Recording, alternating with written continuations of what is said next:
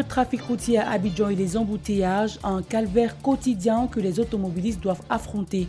Vous le verrez dans un reportage de Denis Kouman, et c'est dans quelques instants. Après la menace faite à l'État le 10 février dernier, les associations fondateurs d'établissements scolaires privés laïcs et confessionnels de Côte d'Ivoire semblent être décidées à faire une grève. Ils l'annoncent pour le 14 avril prochain. Pour marquer le 27e anniversaire du début du génocide au Rwanda, l'UNESCO a organisé ce mercredi 7 avril une table ronde en ligne pour commémorer la journée internationale de réflexion sur le génocide au Rwanda. Les précisions dans ce journal. Voilà la une de cette édition. Bonsoir à tous et merci de votre fidélité à UFC Africa TV. Le trafic routier à Abidjan est très important, surtout aux heures de pointe. Je vous propose de suivre les images des bouchons sur l'axe Payé-Adjamé avec Denis Kouman.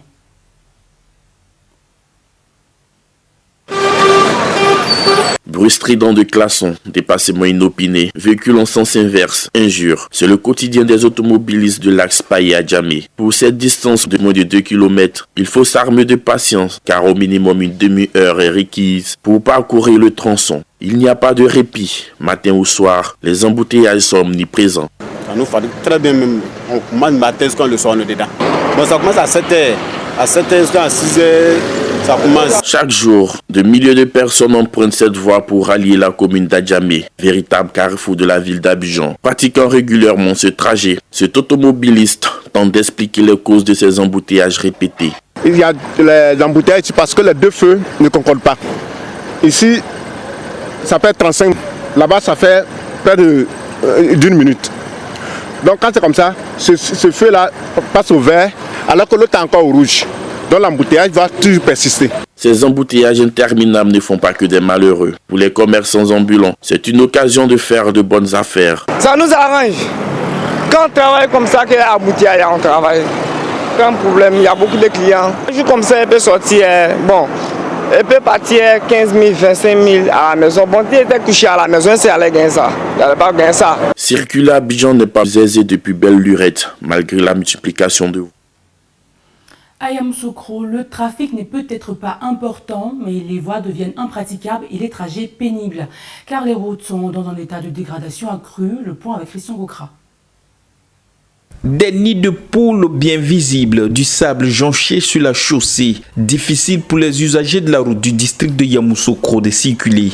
Certaines artères dans la ville sont laissées pour compte au grand désarroi des automobilistes. La difficulté réelle concernant ce qui concerne la ville. On n'a pas assez de victimes dans la ville, ça nous fatigue un peu. Il n'y a pas de route. Puis déjà, bon, nous-mêmes là, on n'a pas de véhicule, tout ça, ça nous fatigue. Bon, les problèmes que nous rencontrons actuellement, c'est le fait des routes.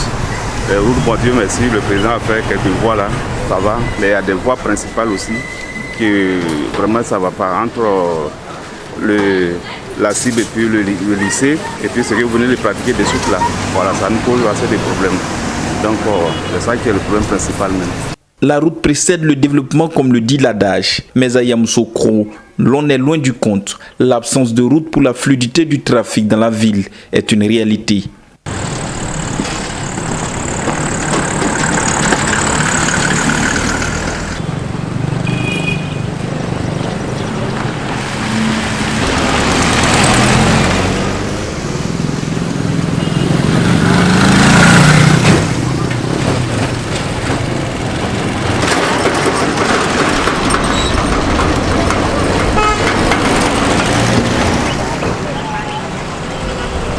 La première phase de réhabilitation de la voirie à Yamoussoukro a été lancée en 2019 par l'État et 41 km ont été bitumés. Pour tirer pleinement parti de cette infrastructure, il est nécessaire d'agir afin de veiller à son caractère inclusif et d'atténuer ses répercussions négatives sur la...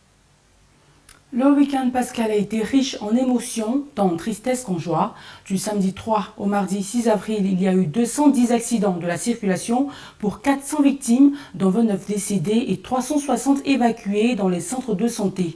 UFC Africa TV souhaite ses sincères condoléances aux familles des victimes.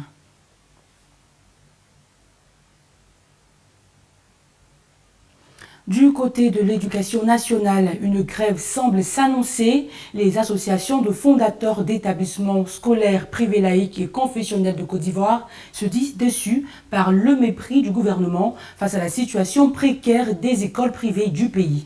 Ils avaient menacé l'État d'une grève en février et maintenant ils comptent la mettre en exécution. Ils demandent à l'État d'honorer ses engagements par le paiement des sommes inscrites sur les décisions financières avant le 13 avril, faute de quoi toutes les écoles privées laïques de Côte d'Ivoire seront fermées dès le 14 avril prochain jusqu'à la satisfaction totale de leurs préoccupations. Vous l'avez peut-être constaté, des salades sont produites en pleine ville malgré le climat et les saisons. Alors comment les cultivateurs urbains produisent-ils leurs salades et à qui les vendent-ils? Eh bien les réponses, vous les aurez dans ce reportage de Silver Tala. Vous les verrez tous les jours, à n'importe quel moment, repiquant, sarclant, arrosant leur production.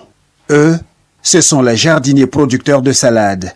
Leurs parcelles s'étendent sur plus d'1 kilomètre du feu dit du 43e Bima jusqu'au rond-point Aquaba.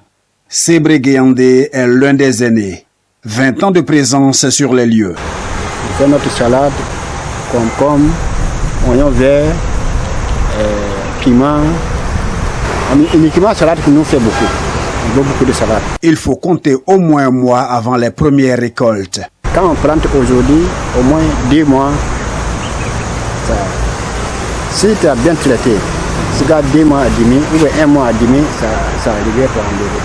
La grosse clientèle de ces jardiniers de Port-Boué, ce sont les femmes revendeuses de salades. Bon, nos clients sont des femmes. On n'a pas marché grand modèle. C'est-à-dire que le gouvernement même ne connaît pas, on n'a pas de marché pour ça. Mais comment protéger les plants contre les insectes? Quand on fait, il y a des médicaments qu'on paye pour pomper. Il était bien. Qu'à cela ne tienne, un arrosage régulier est de mise. Matin, soir, le soir, 18h, on rose 3 fois. Lorsque notre interlocuteur nous informe sur les fertilisants utilisés, nous avons froid dans le dos. On travaille avec caca de poulet. C'est ça qui fait nourriture sur la période de vous. On pourra en faire la lecture qu'on voudra, s'interroger sur la qualité de cette salade produite localement et sur les risques encourus à la consommer. Il n'en demeurera pas moins que ces jardiniers nourrissent une frange de la population abidjanaise, car la salade est un mets très apprécié dans la perle. 20 000 agriculteurs ivoiriens pourront à travers un programme approfondir leur formation agricole et être suivis régulièrement toute l'année. Il s'agit de l'AgriBooster, un programme réalisé grâce à un partenariat entre le pont de commerce arabo-africain et la filiale africaine du groupe OCP qui a pour objectif de soutenir les riziculteurs ivoiriens et améliorer les chaînes de valeur agricoles dans le pays. Aujourd'hui marque le 27e anniversaire du début du génocide au Rwanda qui a eu lieu le 7 avril 1994. À cette occasion, l'UNESCO a organisé une table ronde en ligne pour commémorer la journée internationale de réflexion sur le génocide au Rwanda qu'elle a elle-même initiée en 2003.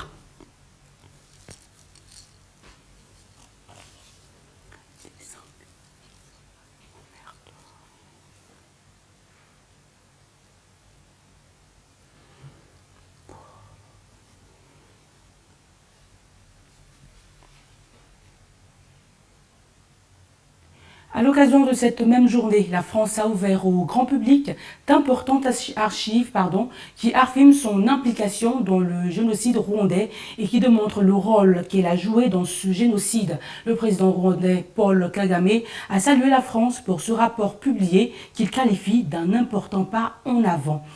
On termine avec notre point quotidien de l'évolution du coronavirus dans le monde. En Côte d'Ivoire, 13 nouveaux cas ont été enregistrés. Il y a eu 692 guéris et 0 décès à la date du 6 avril 2021. La Côte d'Ivoire compte donc 44 854 cas confirmés, 43 130 guéris et 256 décès. En Italie, le mouvement des commerçants Lo-Apro s'intensifie. Après plusieurs manifestations, des restaurateurs et patrons de bars ont rouvert ce mercredi 7 avril leur établissement pour inciter le gouvernement à leur accorder des aides financières plus importantes et à élargir les restrictions, alléger les restrictions.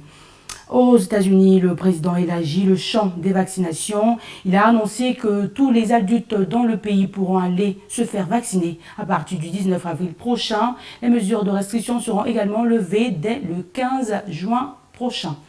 Et c'est la fin de cette édition. J'ai pris plaisir à vous la présenter. On se retrouve demain pour un nouveau tour de l'actualité dans le monde.